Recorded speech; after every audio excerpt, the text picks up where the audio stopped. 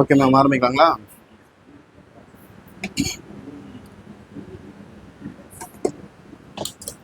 Okay, வணக்கம் ma'am. இன்னைக்கு நாம பிசிக்ஸில் ஒரு முக்கியமான டாபிக் பற்றி பார்க்க போகிறோம். என்னன்னு பார்த்தீங்கன்னா அளவீட்டியல். அளவீட்டியல் அப்படின்னு என்னன்னு கேட்டிங்கன்னா, பொதுவாக ஒரு விஷயத்தை நம்ம அளக்காமல் எந்த ஒரு விஷயத்தையும் பண்ண முடியாது. அளந்து தான் ஒரு பொருளை வாங்குவோம். அது மளிகை ஸ்டோருக்கு போனாலும் சரி, தங்கம் வாங்கினாலும் சரி, ஒரு துணியை வாங்கினாலும் சரி, பேச இருந்தாலும் சரி, நம்ம லைஃபுக்கு ரொம்ப முக்கியமான ஒரு விஷயம் என்னன்னு கேட்டிங்கன்னா அளவீட்டியல். அந்த அளவீட்டியலில் என்னென்ன பற்றி நம்ம பார்க்க போகிறோம் அப்படின்னா, அளவுகள் எப்படி அளக்கணும், ஒவ்வொரு அளவீட்டியலுக்கும் ஒரு சிறந்த ஒரு முறை ஒன்று வழங்கியிருப்பாங்க. அந்த முறைக்கு பேர் தான் எஸ்ஐ அலகு முறை அப்படின்னு சொல்லுவோம். அந்த எஸ்ஐ அலகு முறை அப்படின்றது எப்போ கொண்டு வந்தாங்க, என்ன காரணத்துக்கு கொண்டு வந்தாங்க, இந்த எஸ்ஐ அலகு முறையில் என்னென்னலாம் டைப்ஸ் இருக்குது அப்படின்றத பற்றி நம்ம ஃபுல்லாக பார்க்கலாம். ஸோ இந்த மெஷர்மெண்ட்டை பொறுத்த வரைக்கும் ஃபிசிக்ஸில் உங்களுக்கு ரொம்ப முக்கியமான ஒரு பாடப்பகுதியும் கூட. ஏன்னா இது பல எக்ஸாமில் கேட்குறாங்க. ஓகேங்களா? ஸோ மெஷர்மெண்ட்டை பற்றி நம்ம என்னெல்லாம் பார்க்க போகிறோம் அப்படின்னு பார்த்தீங்கன்னா, பொதுவாக அளவீட்டியல் அப்படின்றது இல்லையா, அளவீட்டியல் அப்படின்றது ஒரு விஷயத்தை அளப்பதற்கு ஒரு 3 முக்கியமான விஷயங்கள் தேவை. நோட் பண்ணிக்கோங்க. 3 முக்கியமான விஷயங்கள் என்ன? அளவீடுகளை சிறப்பாக மேற்கொள்வதற்கு 3 முக்கியமான விஷயங்கள் என்னன்னு பார்த்தீங்கன்னா, பாருங்க. 1 கருவி, 2 திட்ட அளவு, 3 ஏற்றுக்கொள்ளப்பட்ட அலகு. கருவி, திட்ட அளவு, ஏற்றுக்கொள்ளப்பட்ட அலகு.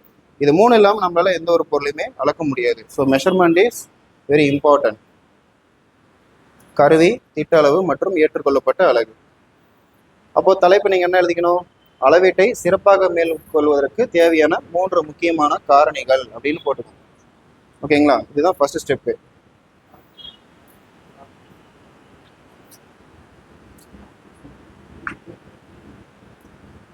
ஸோ நோட்ஸ் எடுக்கிறது உங்க ரொம்ப எளிமையாக இருக்கணுன்றதுக்காக லெஃப்ட் சைடில் உங்களுக்கு தமிழ்லையும், ரைட் சைடில் இங்கிலீஷ்லையும் கொடுத்துருப்பேன். ஸோ இதெல்லாம் எழுதி முடிச்சுட்டு உங்களுக்கு பிடிஎஃப் என்ன சொல்லுங்க, நான் உங்களுக்கு ஷேர் பண்ணணும். அதை பற்றி ஒன்றும் வரி பண்ணிக்க வேணாம். பாருங்க. அப்போ ஒரு அளவீட்டை நம்ம சிறப்பாக மேற்கொள்ளணும் அப்படின்னா நமக்கு வந்து 3 முக்கியமான காரணங்கள் தேவை அப்படின்னு சொல்லி கேட்பாங்க. அப்படி கேட்டாங்கன்னா என்ன தேவை? 1 கருவி, 2 திட்ட அளவு, 3 ஏற்றுக்கொள்ளப்பட்ட அலகு அப்படின்னு சொல்லுவோம். ஸோ 2வது பார்த்தீங்கன்னா, இதுக்கான விஷயம் என்னன்னு பார்த்தீங்கன்னா, கருவி அப்படின்றது நம்ம துணி கடைக்கு போகிறோம்.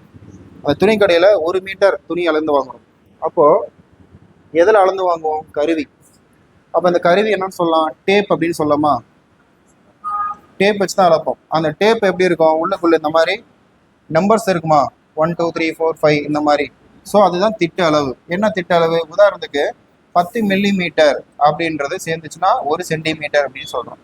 அதுவே 100 சென்டிமீட்டர் அப்படின்றது சேர்ந்து சொன்னோம்னா 1 மீட்டர் அப்படின்னு சொல்கிறோம். ஓகேங்களா? அப்போ இதெல்லாம் நம்ம ஏற்றுக்கிட்டோம். அப்போ இந்த மாதிரி இருந்ததுன்னா நீ இந்தியாவில் எங்கே போனாலும் 10 மில்லிமீட்டர் = 1 சென்டிமீட்டர், 100 சென்டிமீட்டர் = 1 மீட்டர் அப்படின்னு நம்ம தெரிஞ்சு அதுக்கேற்ற மாதிரி தான் நம்ம அளவு வாங்குவோம்.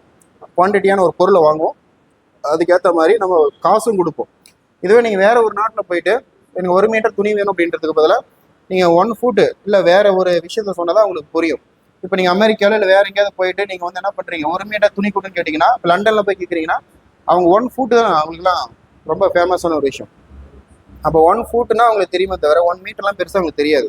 அப்போ அவங்களுடைய புரிதலுக்கு ஏற்ற மாதிரி 1 ஃபுட் அப்படின்றது என்னது? 30 சென்டிமீட்டர். ஒரு அடின்றது 30 சென்டிமீட்டர். அப்போ அவங்களுடைய ஊர்ல 30 சென்டிமீட்டருக்கு உண்டான துணியை கொடுக்கும்போது நமக்கு என்னப்பா அது ரொம்ப கம்மியா இருக்கு அப்படின்ற மாதிரி நமக்குள்ள ஒரு கம்யூனிகேஷன் ப்ராப்ளம் வரும். அப்போ நம்ம கேட்ட அளவும் சரியா கிடைக்கல, நம்ம கொடுக்குற பணமும் அவங்களுக்கு பத்தாது. அப்போ அதுக்கேற்ற மாதிரி தான் இந்த மாதிரி கம்யூனிகேஷன் ப்ராப்ளம் வரும். அதனால என்ன பண்றாங்கன்னா ஒரு திட்ட அளவை நாம எடுத்துக்கணும்.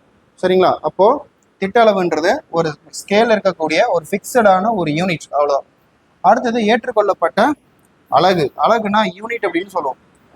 உதாரணத்துக்கு பெட்ரோல் அப்படின்னா லிட்டர்ல தான் அளக்கணும், பருப்பு அப்படின்னா கிலோகிராம்ல தான் அளக்கணும், தூரம்னா நீளத்தை தான் அளக்கணும். அந்த மாதிரி ஒரு சில விஷயங்கள் என்ன பண்ணியிருப்பாங்க அப்படின்னா அந்த யூனிட்டை வந்து சொல்லியிருப்பாங்க.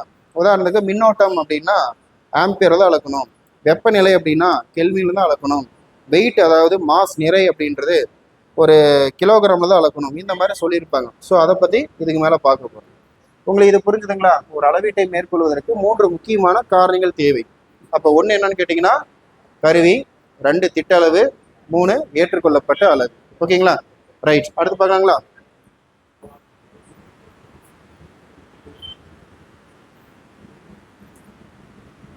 இப்போ எஸ்சி அலகு முறை பத்தி பார்த்தலாம். ஆனா எஸ்சி அலகு முறைக்கு முன்னாடி ஒரு முக்கியமான ஒரு பழைய அலகுமுறை ஒன்று இருந்தது. அது என்ன அலகுமுறை அப்படின்றத பத்தி பார்த்தலாம்.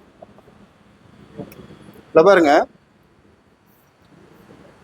பழமையான அலகுமுறை அப்படின்னு ஒரு டைட்டில் போட்டுக்கோங்க.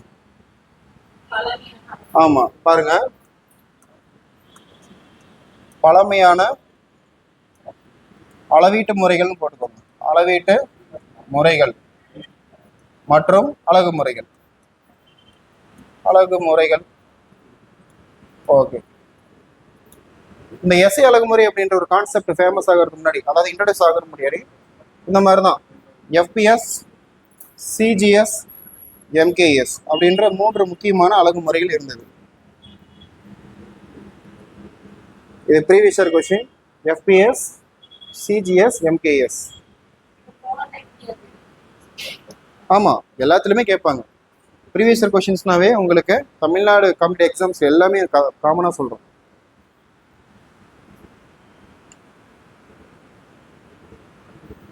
பழமையான அளவீட்டு முறைகள் அப்படின்னாவே எஃபிஎஸ், சிஜிஎஸ், எம்கேஎஸ். அப்போது பாருங்க, எஃபிஎஸ்னா என்னது? எஃப்னா ஃபுட்டு, அடி. அப்போது நீளத்தை அடியில் அளந்துருக்காங்க. பி அப்படின்னா பவுண்டு, நிறைய பவுண்டில் அளந்துருக்காங்க. எஸ் அப்படின்னா செகண்டு, காலம். அப்போ காலத்தை வினாடியில் அளந்துருக்காங்க. அப்போ எஃபிஎஸ் அப்படின்றத ஒரு நாட்டுக்காரங்க அதை யூஸ் பண்ணியிருக்காங்க. சரிங்களா? அப்போது எஃபிஎஸ்னா என்னப்பா, இது வந்து ஃபூட்டு, பவுண்டு, செகண்டு. ஃபூட்டுன்றது எதை அளக்கிறதுக்கு? நீளத்தை அளக்கிறதுக்கு பயன்படுத்தியிருக்காங்க. பவுண்டுன்றது எடை, அதாவது நிறைனாலும் ஒன்று தான். எடை, நிறைன்றது எடையோட சம்மந்தப்பட்ட விஷயம் தான். பவுண்டுன்றது நிறைய அளக்க பயன்படுத்தியிருக்காங்க. எஸ்ன்றது வினாடி, செகண்டு. வினாடியை காலத்தை அளக்க பயன்படுத்தியிருக்காங்க. அப்போ இதெல்லாம் பழமையான மெத்தட்ஸ். ஓகேங்களா? அப்போ எஃப்னா என்ன, பினா என்ன, எஸ்னா என்னன்றதை எழுதிக்கோங்க.